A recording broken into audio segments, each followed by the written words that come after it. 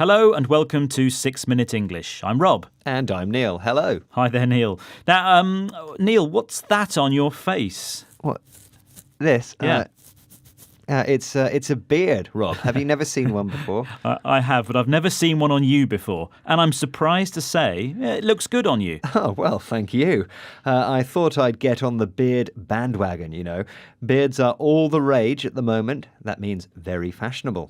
And to get on a bandwagon is when you join other people in doing something that has become popular, perhaps because you hope to become popular yourself.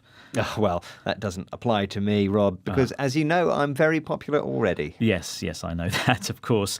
Right, anyway, beards are such a talking point, a subject that a lot of people are discussing, that we decided to talk about them on today's programme. So, are you ready for today's question, Neil? What's the name for someone who loves beards? Is it A, barbophile, B, pagonophile, or C, pelophile? All the answers sound tempting, but I'm going to go for A, barbophile. Right, OK, well, we'll find out if you're right or wrong later on. But this is interesting. A new scientific study suggests that the more beards there are in a population, the less attractive they become. And this currently gives clean-shaven men a competitive advantage. Oh no, that's bad news for me then. Competitive advantage means when a condition or circumstance puts you in a favourable position. In this case, being clean-shaven or having no facial hair. That's right. We've reached peak beard, apparently. Beard popularity has peaked or reached its highest point and will decline in popularity from this point. OK, let's listen to writer Lucinda Hawksley talking about beards through history. And listen out for a word that means women struggle to achieve the same rights and opportunities as men. It's interesting, when I was writing the book, I came to realise that the most heavily bearded times in Britain are either when women are in power, such as Elizabeth I or Queen Victoria, or when there's a big discussion of feminism. And it is really interesting that the last few years there's been so much more discussion of feminism. You get a woman on the throne and men go, oh, I've got to grow a beard. Or it's really strange. Or in the 60s and 70s with all the kind of, big thing about women's libs, suddenly the beard becomes huge here. Well, needless to say, Lucinda doesn't have a beard, but she certainly knows a lot about them.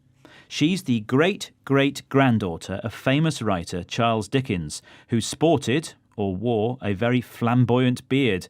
Flamboyant means eye-catching and different. Now, did you spot the word for women's struggle to achieve the same rights as men? Yes, it's feminism. She also talks about women's lib, which is short for women's liberation. And this has a similar meaning to feminism. So what do you think, Neil? Are beards a show of testosterone in reaction to powerful women? Is that why you've grown your beard? I don't think it's testosterone. That's the main male hormone. For me, it's laziness. I'm flying the flag for men's lib. Liberation from the razor. Right. Well, I'm not sure whether that's a worthy cause or not, Neil. Let's hear from Brock Elbank, the photographer behind the exhibition Beard. He's talking about one of the people he photographed.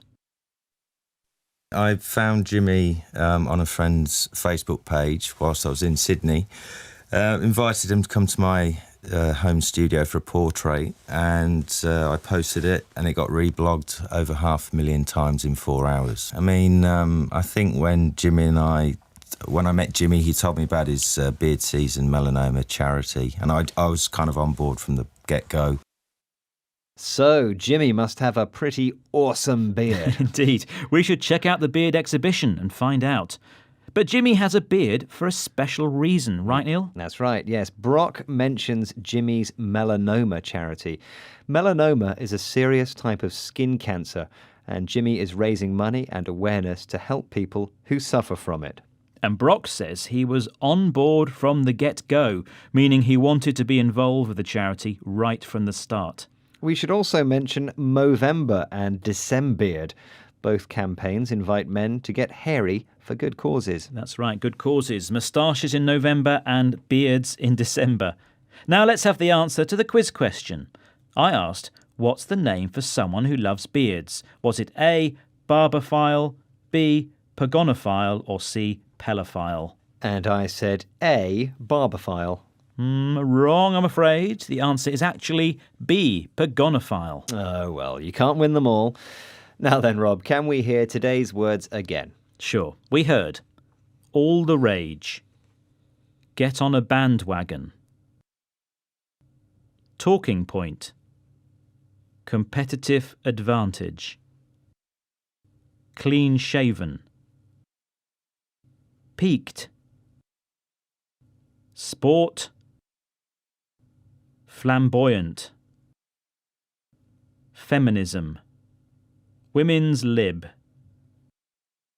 testosterone, melanoma, on board from the get-go.